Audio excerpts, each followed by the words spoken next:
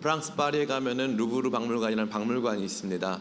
이 박물관은 굉장히 큰 규모를 자랑하는데 이 박물관 안에서도 한 공간 안에 사람들이 집중적으로 모여 있는 것을 볼 수 있습니다. 사람들이 줄을 서서 하나의 그림을 보기 위해서 줄을 서 있는 것이죠. 정말 며칠을 돌아도 볼 수 없을 만큼 엄청나게 많은 전시물 중에 그 하나의 전시물을 보기 위해 사람들은 몇 시간을 투자해서 거기 줄을 서고 그 작품 앞에 서서 그들에게 주어진 시간은 불과 1분도 되지 않는데 그 그림을 자세히 보고 또 그 그림 앞에서 사진을 찍으려고 서로 얼마나 치열하게 거기서 최선을 다하는지 말로 할 수 없는 그러한 그림이 루브르 박물관에 있습니다. 그것은 바로 모나리자입니다.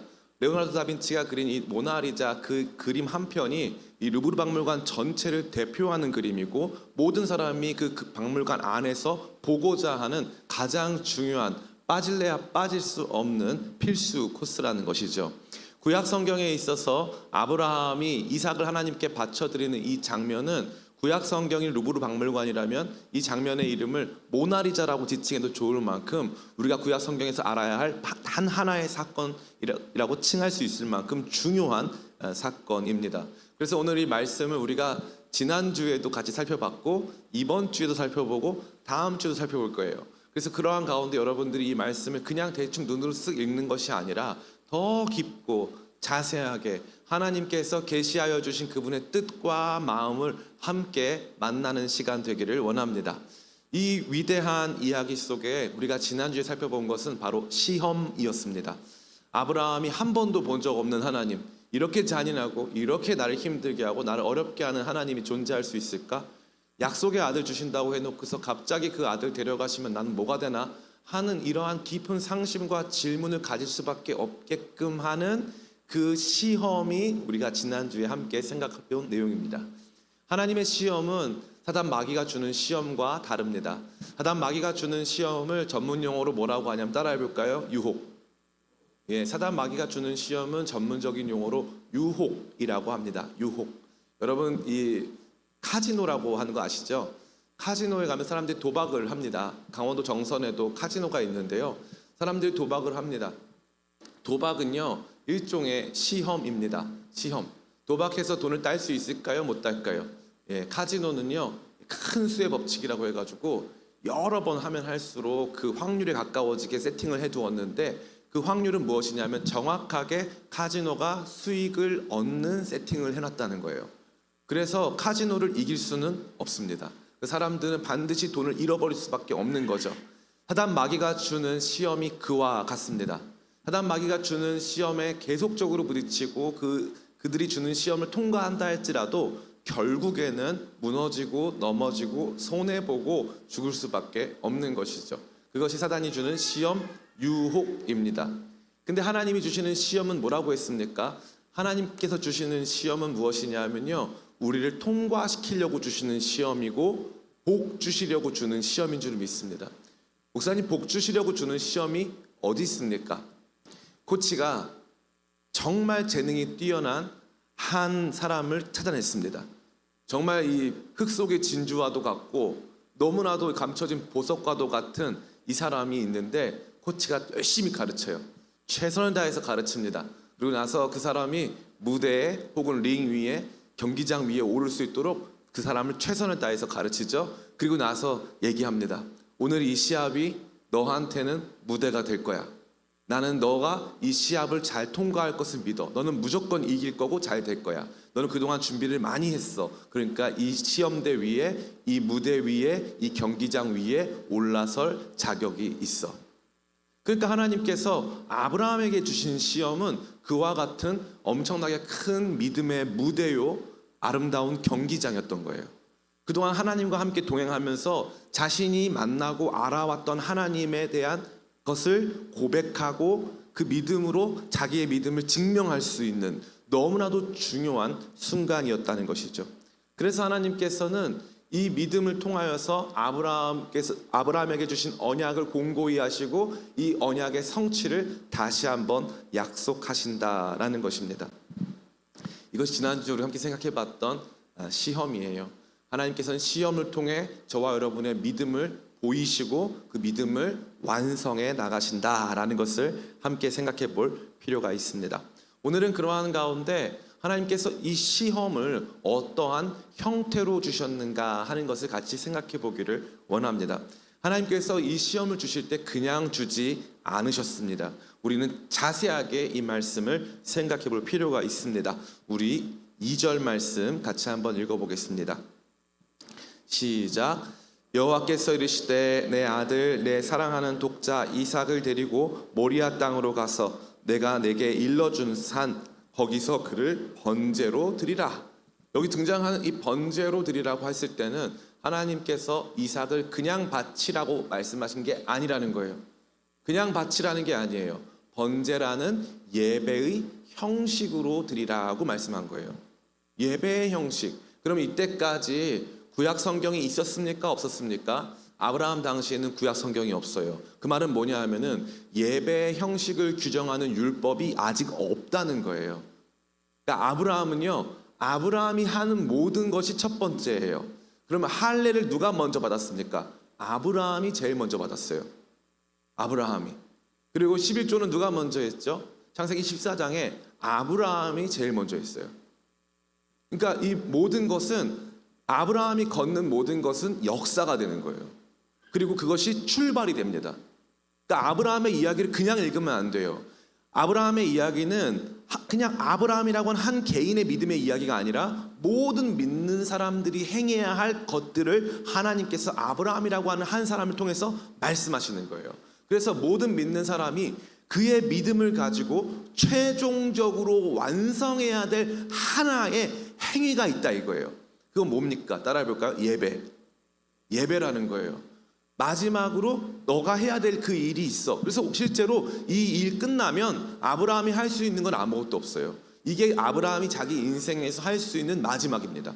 예배예요. 예배.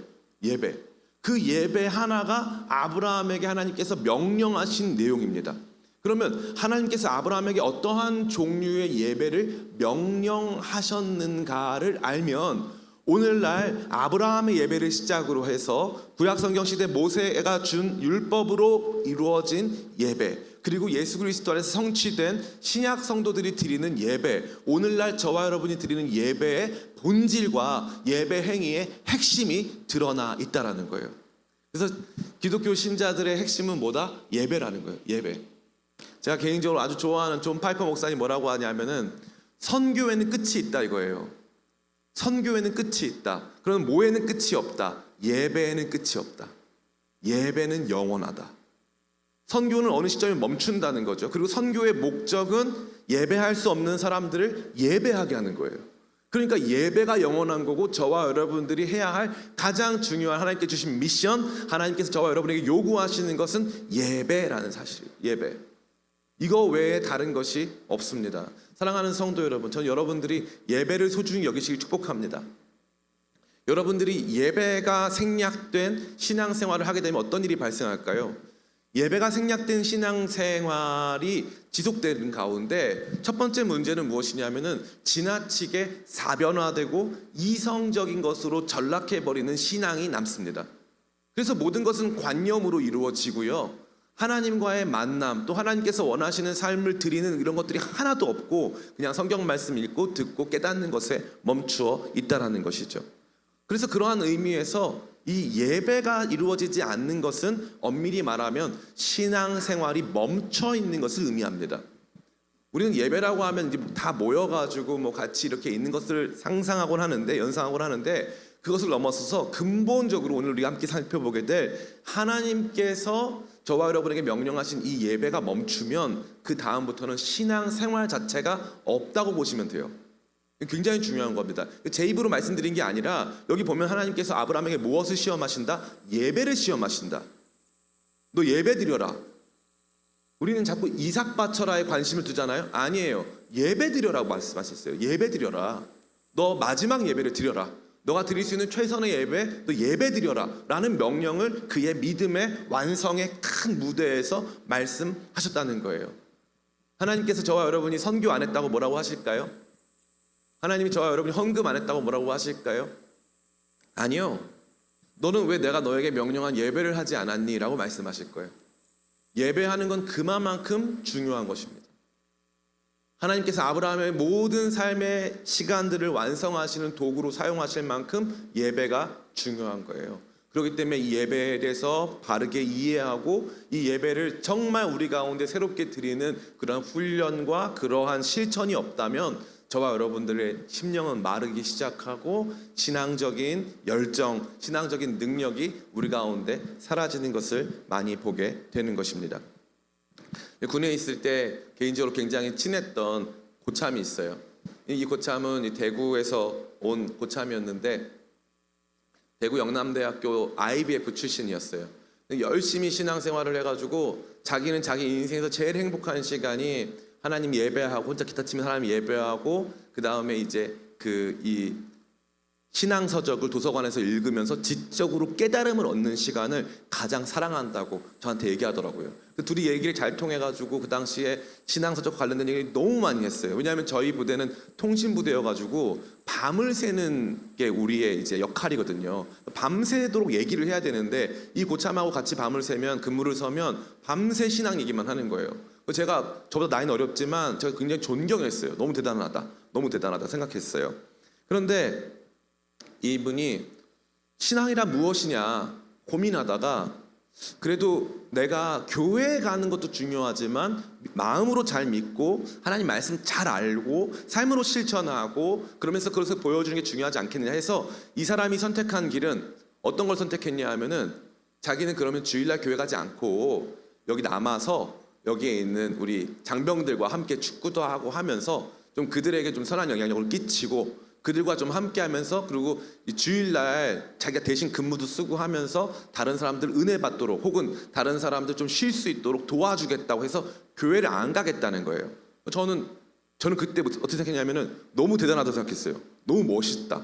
자기 믿음을 이렇게 지킬 수 있다니 놀랍다고 생각했어요. 근데 이 고참이 너무 놀랍게 정말 신실한 사람이었는데 3달이 지나니까 입에서 욕이 나오기 시작하는 거예요. 아니 분명 자기는 거룩을 지키려고 예배를 안 가겠다고 했는데 3달이 지나니까 평상시에 쓰지도 않았던 욕을 쓰기 시작하는 거예요. 그러더니 5달쯤 되니까 담배를 피기 시작하는 거예요. 그 다음부터는요 예배를 안 나오는 게 아니라 신앙을 저버리더라고요. 우리가 얼마나 교만한지 몰라요. 하나님은 저와 여러분에게 예배하라고 말씀하셨거든요. 좀 이따 살펴보겠지만 예배가 뭔지 살펴보겠지만 예배하라고 말씀하셨거든요. 그런데 우리는 자꾸 하나님 위에서 분석하려고 그래요. 하나님을 철저히 대상화하고 나는 하나님을 충분히 분석할 수 있는 지적인 존재인 양 행동하는 거죠. 예배는요 지성으로 드리는 게 아니에요. 여러분 잘 보세요. 아브라함이 합리적으로 생각했다면 지금 이 이삭을 바치는 예배를 드릴 수 있습니까? 못 드려요. 하나님께 대하여서 합리적으로 추론하고 뭐 하나님의 계획이 이럴 것이다 연상해가지고 근데 만약에 그 계획이 다 틀리다면 과연 무슨 의미가 있겠습니까? 아무것도 없잖아요. 근데 자꾸 우리는 이 예배라고 하는 가장 원초적인 행위 그분 앞에서 엎드리고 우리 삶의 중요한 것을 그분께 올려드리고 그분의 말씀을 듣고 그분에게 복을 받고 그분께 나아가고 하는 이러한 종류의 원초적인 행위가 우리의 무의식을 지배해서 결국 의식까지 지배하게 되는 것인데 그런 순종과 실천을 하지 않고 나는 의식적으로 모든 것을 판단할 수 있다라고 하는 교만이 오늘날 우리 시대에 예배를 상실케 했고 예배가 사라진 예배가 거세된 신자는 실상 그 신앙을 크게 훼손당한 것이라고 저는 감히 말씀드립니다. 하나님께서 아브라함에게 명령하신 이 위대한 예배의 명령, 이 예배의 명령 속에 담겨진 예배의 핵심과 예배를 통해서 저와 여러분에게 주어주실 이 복된 축복을 마음 가운데 사모하며 하나님께서 주신 예배 알아가기를 힘쓰는 저와 여러분들에게 간절히 원합니다. 첫 번째, 이 예배는 그럼 어떠한 것입니까? 예배는 따라해볼까요? 예배는 순종입니다. 예배는 순종이에요. 그것은 여기 이 말씀에 잘 나타나 있습니다. 우리 같이 한번 우리 몇 절입니까? 우리 5절 말씀 같이 한번 읽어보겠습니다. 5절 말씀 시작. 이에 아브라함이 종들에게 이르되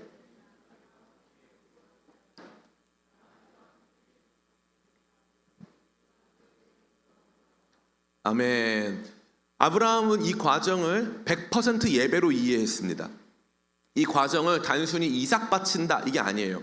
이거는 예배구나라고 100% 이해했어요. 100%. 그 여기서 등장하는 예배는 사하라고 하는데, 이 사하라고 하는 이 단어는 뭐냐면요, 엎드리다는 뜻이에요. 바싹 엎드리다. 이 단어가 제일 처음 등장한 것은 창세기 18장입니다. 창세기 18장에 하나님께서 천사들과 함께 아브라함을 방문하셨을 때 아브라함이 그들을 보고 바싹 엎드려서 내 주여라고 고백을 합니다. 아브라함은 이 당시에도 나이도 많고 사회적으로나 또 가정에서나 또 돈에서나 또 권력 면에서 그렇게 부족한 사람이 아니었습니다. 그러나 그럼에도 불구하고 아브라함은 하나님 앞에서 바짝 엎드렸습니다. 바짝 엎드리고 그는 하나님을 수종드는 종으로 자기 자신을 인식하고, 하나님의 말씀은 반드시 성취돼야 될, 내 삶에 성취돼야 될 그 무언가로 간주하기 시작했다는 사실이죠. 그러니까 예배는 뭐냐? 예배는 순종이에요. 예배자가 가져야 될 가장 중요한 마음은 순종입니다. 그 이후에 하나님의 친밀, 하나님께 주시는 은혜와 복, 하나님의 회복, 이런 것들이 다 등장하지만 근본적으로 예배의 핵심은 그분 앞에 엎드림입니다. 엎드림. 엎드리지 않으면 예배할 수 없는 것이에요. 이게 정말 중요한 것입니다. 제가 계속적으로 많이 드렸던 예화를 드리는 것을 용서해 주세요. 이거 왜 그러냐면 학습 효과 때문에 그렇습니다. 그래서 여러분에게 기억나게 하고 여러분에게 이 내용을 다시 연상케 하는 데 도움이 됩니다.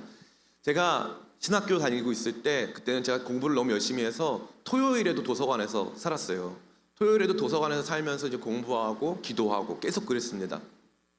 그러던 과정에서 이제 총신대학교에 제가 이제 토요일 날 벤치에 앉아 있는데 어떤 분이 이렇게 내려오시더라고요. 거기가 이제 국립묘지까지 이어지는 산책로가 있어가지고 많은 분들이 거기 이제 산책 혹은 등산을 하십니다. 근데 거기에 이제 한 분이 약간 이제 술에 취하셔서, 술에 많이 취하지도 않았어요. 약간 이제 술 기운에 내려오셔서 저한테 말을 걸더라고요. 그 중년 신사분이 저한테 말을 걸면서 신학생입니까? 이렇게 말을 걸더라고요. 그래서 약간 유단자인가? 약간 이런 느낌으로 말을 걸어서 예, 저 신학생이고 전도사입니다. 그때 말씀을 드렸죠. 그랬더니 난 사실 여기 총신대학교에 누구 교수 사촌이고 우리 집안에 목사들이 아주 많고 아주 이 대단한 가정이라는 거예요. 4대째 크리스찬 가정이라는 거예요. 그런데 자기는 크리스찬이 아니라는 거예요. 그러니까 전도사님이 나를 한번 전도해 보라는 거예요. 그래서 제가 전도를 뭐 하려면 얼마든지 했겠죠. 그런데 전도해 보라는 거예요, 자기한테. 그래서 제가 그랬어요. 선생님, 제 말 들을 마음 없으시잖아요. 자, 전도 시작해 볼까요? 근데 제 말 들으실 거예요? 제 말 들으실 마음 없잖아요 라고 제가 말씀드렸어요. 그랬더니 그분이 이렇게 말씀하시는 거예요. 가만히 생각해 보다가 맞다고, 나는 당신 말 들을 마음이 없다고. 들을 마음이 없대요. 저는 알고 있거든요. 성경에서 죄인의 특징이 뭐냐면요, 완고함이에요. 완고함. 그래서 하나님 말씀 들으려 하지 않아요. 하나님 말씀을 하나님의 말씀으로 듣지 않아요. 나의 창조주의 말씀으로 듣지 않아요. 내 삶의 주인의 말씀으로 듣지 않습니다. 하나님의 말씀을 내가 반드시 순종하고 내 삶을 다해서라도 더 가치 있는 것으로 여기지 않아요. 나는 하나님을 이용하고 싶어요. 적당히 하나님을 이용하고 싶은 거지 하나님 밑으로 들어가고 싶지는 않은 거예요. 그게 죄인의 중대한 특징입니다. 그러나 죄인의 이러한 중대한 특징과 상반된 아브라함의 특징은 무엇입니까? 아브라함은요, 언제나 내가 여기 있나이다. 1절 말씀이죠. 그 이후에 하나님이 아브라함을 시험하려고 그를 부르시되 아브라함아 하시니 그가 이르되 내가 여기 있나이다. 주님, 내가 여기 있습니다. 말씀하세요. 이 뜻이에요. 순종하겠습니다. 아직 하나님 말씀이 우리 가운데 주어지지 않았어요. 하나님 말씀이 우리 가운데 주어지지 않았어요. 근데 믿음으로 수납하겠다는 거예요. 어떤 말씀이시든지 주의 종이 듣겠습니다. 믿음으로 수납하겠습니다. 2012년도에 합신교단 이제 전체 청소년 수련회가 있었어요. 합신교단 전체. 그래서 이제 할렐루야 교회 본당에 할렐루야 교회에서 합신교단에 속한 청소년들 다 모여서 집회를 하는데 제가 찬양 인도자였고 제 다음에 설교가 이제 박영선 목사님이었어요. 박영선 목사님이 설교하러 오셨는데 제가 그때 찬양 인도자고 제 마음이 너무 뜨거울 때여가지고 이제 제가 찬양 인도하면서 그랬어요. 설교 전에 여러분 하나님 말씀 들어보고 여러분 마음에 들면 아멘 할 건가요? 우리는 그런 사람들 아니죠. 우리는 먼저 아멘하는 사람들이죠. 우리 주의 종들이니까 주여 말씀하소서, 주의 종이 듣겠나이다 하는 사람들이 있죠. 그러니까 우리 먼저 아멘하고 시작할까요? 우리 먼저 앞으로 주어질 말씀 믿음으로 반응하며 시작할까요? 성령께서 깨닫게 하실 테니까 뒤에 오실 우리 목사님 말씀 우리 먼저 아멘으로 시작하자고 해서 같이 기도하고 이제 시작했는데 박영선 목사님이 그 말씀 그대로 받으시면서 뭐라고 하냐면은 오늘 인도자가 참 재밌는 말 했다는 거예요. 아니 들어보지도 않고 아멘하면 어떡해요 이러더니 근데 저 말이 맞아요. 그래서 근데 저 말이 맞아요. 듣고 나서 내 마음에 맞고 아멘하는 거 아니에요. 하나님 말씀은 먼저 주의 종의 마음으로 나를 지으신 창조자 앞에 선 피조물의 마음으로 내 인생의 길을 아시는 내 삶의 유일한 길과 진리 되신 주님의 말씀으로 듣고자 하는 거룩한 순종이 수반돼야 된다는 거예요. 그 엎드림이 있어야 되는 것입니다. 하나님 앞에서 엎드림. 교만은 뭡니까? 교만은요, 나 못생겼어요. 여러분 차은우가 아우 저는 못생겼습니다. 그러면 겸손해 보여요? 짜증나요? 차은우가 저는 얼굴도 아닙니다. 그러면은 굉장히 킹 받는 거예요. 너무 우리 쟤 왜 저러냐 막 이러는 거예요. 좀 화가 나는 거죠. 그죠? 그건 겸손 아니에요. 그건 거짓말이고 그거는요 기만하는 행동이에요. 그건 겸손 아닙니다. 겸손은 뭐냐면은 나 못났어요가 겸손이 아니에요. 나는 하나님이 아니에요가 겸손이에요. 나는 하나님이 아니에요. 저는 하나님께 속해 있습니다. 제가 아무리 열심히 한다 할지라도 아무리 잘한다 할지라도 아무리 아름답다 할지라도 제 인생은 이 풀과 꽃같이 사라져 갈 것이고 언젠간 늙고 죽을 것이고 하나님의 심판대 앞에 서게 될 나는 그저 인간입니다. 이게 겸손이에요. 그래서 베드로전서에서 뭐라고 말합니까? 하나님의 능하신 손 아래에서 겸손하라. 다른 사람 앞에서 겸손할 필요 있다 없다? 없다는 거예요. 다른 사람하고 자꾸 비교해서 겸손할 필요 없어요. 난 너보다 공부를 못하잖아. 알아요. 가만히 계세요. 그럴 필요 없어요. 그게 겸손이 아니라고요. 그거는 찌질한 거예요. 그거 아니에요. 안 돼. 하나님 앞에서 나는 아무것도 아닙니다라고 하는 게 겸손이에요. 그래서 예배의 핵심은 순종이고 겸손이에요. 하나님 앞에 엎드리는 거예요. 하나님 앞에 엎드림. 하나님 앞에 순종하는 것이 온전한 예배의 출발 지점이다라는 것입니다. 그래서 사무엘이 이렇게 말하죠. 제가 한 절 읽어드릴게요. 사무엘상 15장 22절입니다. 사무엘이 이르되 여호와께서 번제와 다른 제사를 그의 목소리를 청종하는 것을 좋아하심같이 좋아하시겠나이까. 순종이 제사보다 낫고 듣는 것이 수량의 기름보다 나으니. 순종이 제사보다, 목사님 그러면 이거 제사보다 순종이 낫다는데요. 그 뜻이 아니라요, 예배 행위보다 근본적으로 순종이 더 중요한 것이다. 순종이 예배 행위의 출발이다 라고 말씀하는 것입니다. 처음에 우리가 생각해봤던 예배의 본질 첫 번째는 순종이었고 그것은 사하, 엎드림의 모습으로 주어졌습니다. 두 번째는 따라해볼까요? 예배는 희생이다. 예배는 희생이에요. 드리는 것입니다. 드리는 것.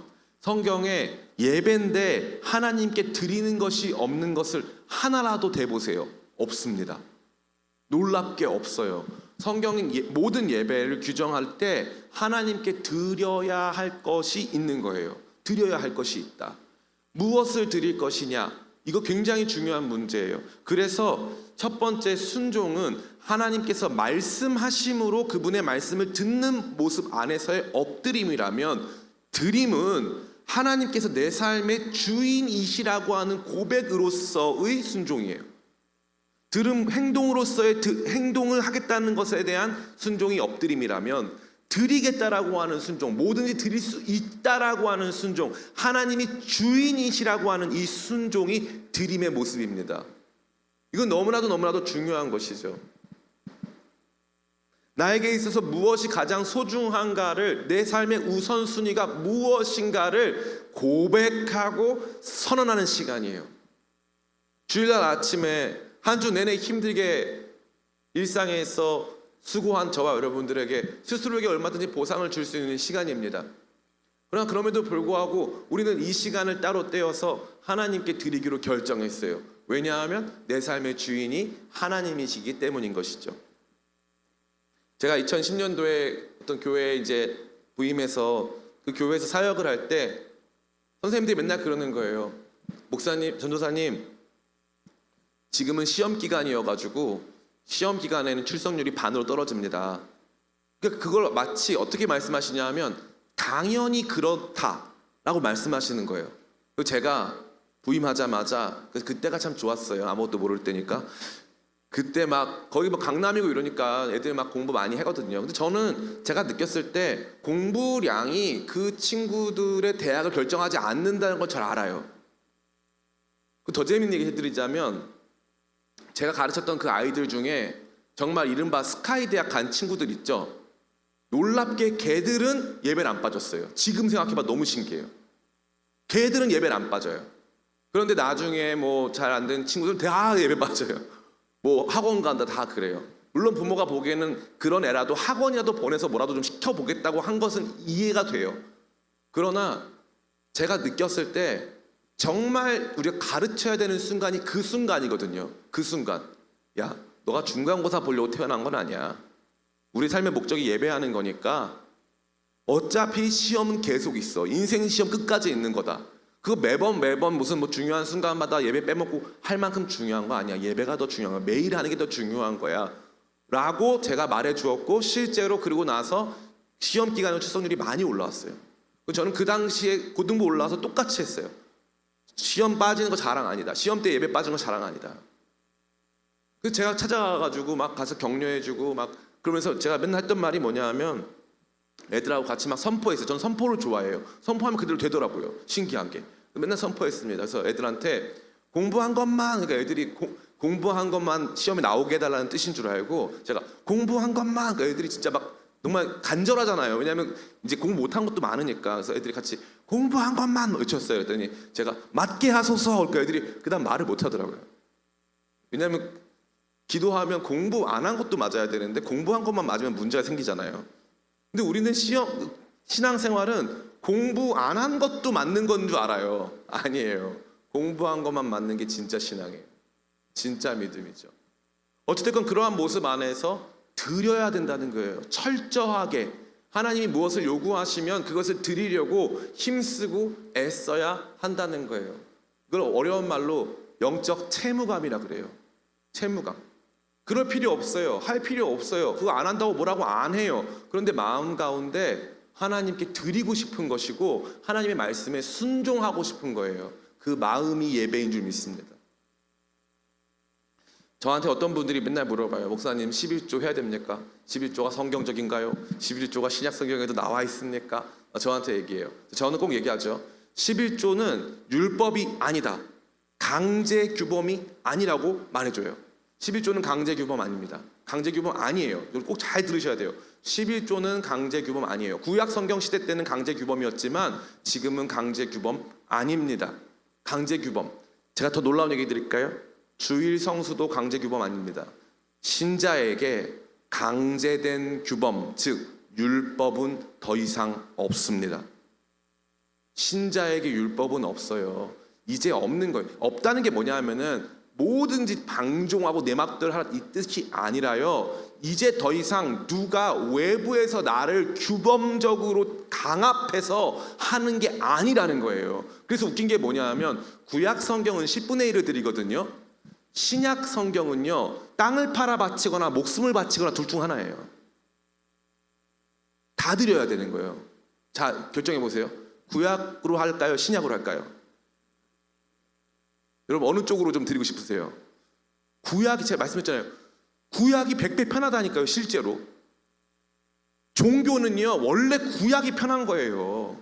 근데 하나님을 만나고 그분과 교제하며 걸어가는 삶의 여정에서 하나님을 알게 되면 하나님께서 말씀하신 것보다 내 인생을 더 드리고 싶은 거예요. 그래서 우리의 차원을 하나님과 관계없는 종교 행위의 연속으로 만들 거면 그냥 그럴 거면은 규칙적으로 하는 게 좋아요.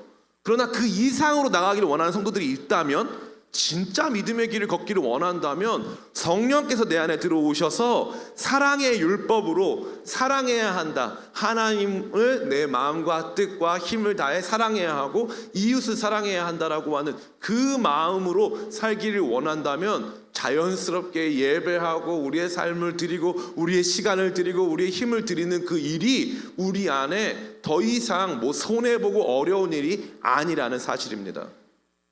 하나님께서 그 일들을 우리 가운데 말씀하셨기 때문에 얼마든지 드릴 수 있는 것이라는 사실이죠. 세 번째입니다. 첫 번째는 순종이고 두 번째는 희생이라고 했어요. 예배는 순종이고 희생입니다. 세 번째 따라해 볼까요? 나아감.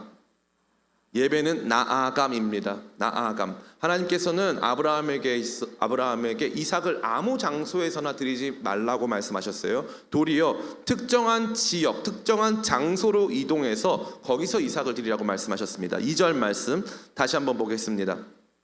시작. 여호와께서 이르시되 내 아들 내 사랑하는 독자 이삭을 데리고 모리아 땅으로 가서 내가 내게 일러준 한 산 거기서 그를 번제로 드리라. 여기 보니까 하나님께서 특정한 지역, 특정한 땅을 명령하셨고 거기서 이삭을 바치도록 예배하게끔 말씀하셨다는 거예요. 이것은요, 그냥 나 있는 장소에서 그냥 드릴게요 하는 그 정도 차원이 아니라 하나님께 물리적으로 나아가는 것을 말씀하시는 거죠. 그래서 구약 성경에서는요, 성전은 이스라엘 전체에 몇 개 있습니까? 성전은 딱 하나예요. 성전은 하나입니다. 성전은 하나예요.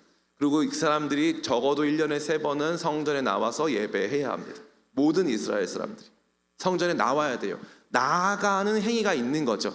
하나님께 나아가는 행위를 요청하셨다는 거예요. 그러면 오늘날 저와 여러분들이 예배해야 하는 특정 장소가 있을까요? 없을까요? 없습니다.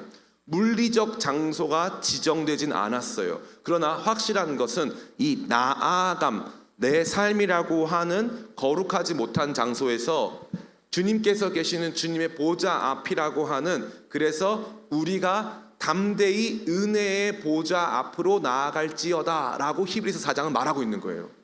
담대히 은혜의 보좌 앞으로 나아가라. 그러니까 우리의 일상을 넘어서서 무언가 내가 하나님 앞에 더 가까이 나아갈 수 있는 상황, 환경, 태도, 분위기, 마음, 그곳으로 나아가야 한다는 거예요. 그래서 예배는 궁극적인 모습 안에 나아감의 형식을 갖추고 있다는 거죠. 너무나도 중요한 것입니다. 목사님, 그러면 물리적인 장소 필요 없으니까 집에서 나아갈 수 있나요? 있어요. 있는데 제가 뭐 살면서 수십 년 동안 자면서 기도를 하잖아요. 그럼 제가 너무 놀라운 게 뭐냐면 수십 년 동안 자기 전에 기도를 할 때 하나님이 안 기뻐하시는 기도가 있더라고요. 어떤 기도냐면은 몸도 안 아픈데 침대에서 누워서 하는 기도를 별로 안 좋아하시더라고요. 저는 느꼈어요. 그렇게 하나님 좀 킹받아 하시는 것 같아요.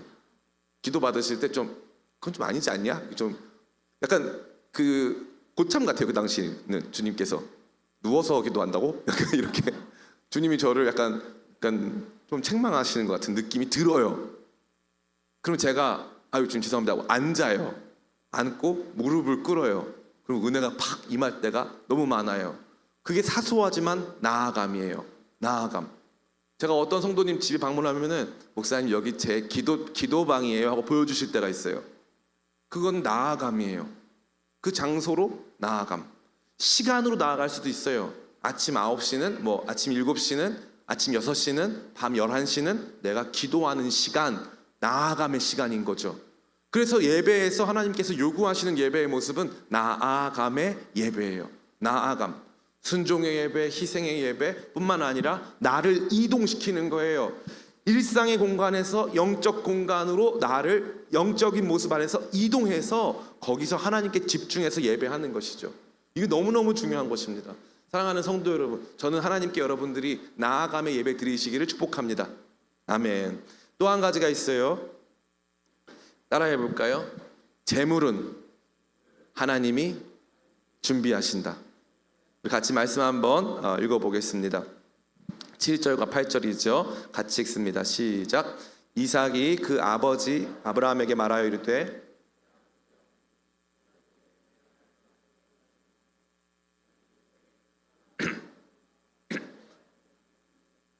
아브라함이 이르되 내 아들아 번제할 어린 양은 하나님이 자기를 위하여 친히 준비하시려 하고 두 사람이 함께 나아갔어.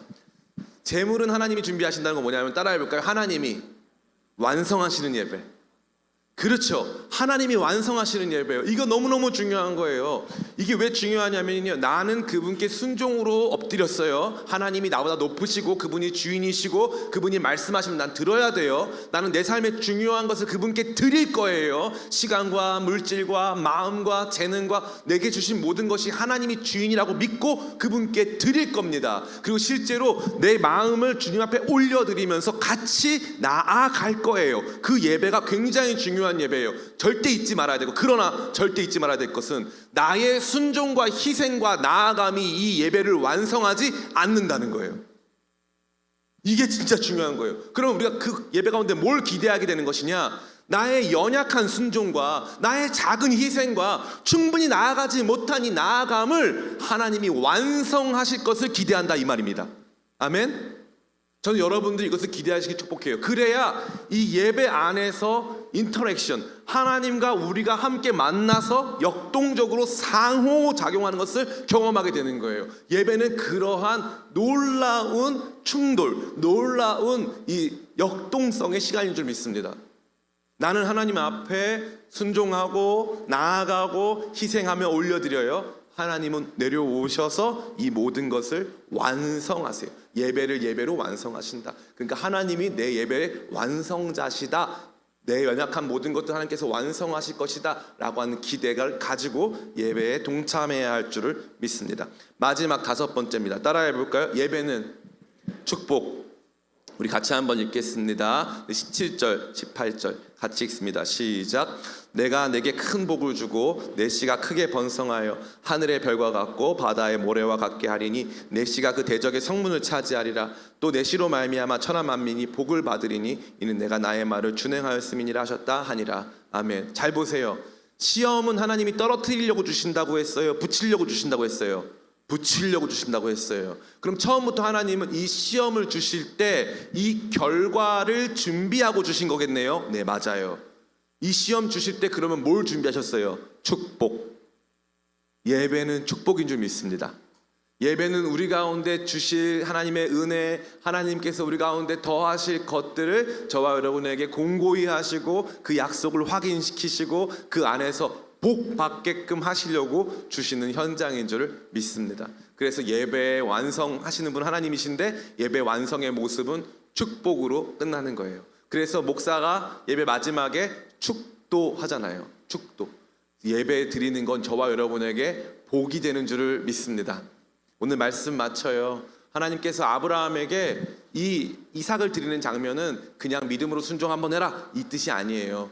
예배가 어떤 예배를 하나님께서 원하시고 아브라함이 드리고 또 그거 예배를 통해서 무엇이 이루어지는가를 보여주신 위대한 사건입니다. 이거 묵상하면서 전 여러분들의 예배가 우리 기쁨의 교회의 예배가 달라지기를 원합니다. 하나님께 순종하고 희생으로 올려드리고 우리의 삶을 주님 앞에 나아감으로 드리며 하나님께서 완성하시고 하나님께서 복 주시는 그러한 예배 함께 드리는 저와 여러분 다 되시기를 예수님의 이름으로 축원합니다.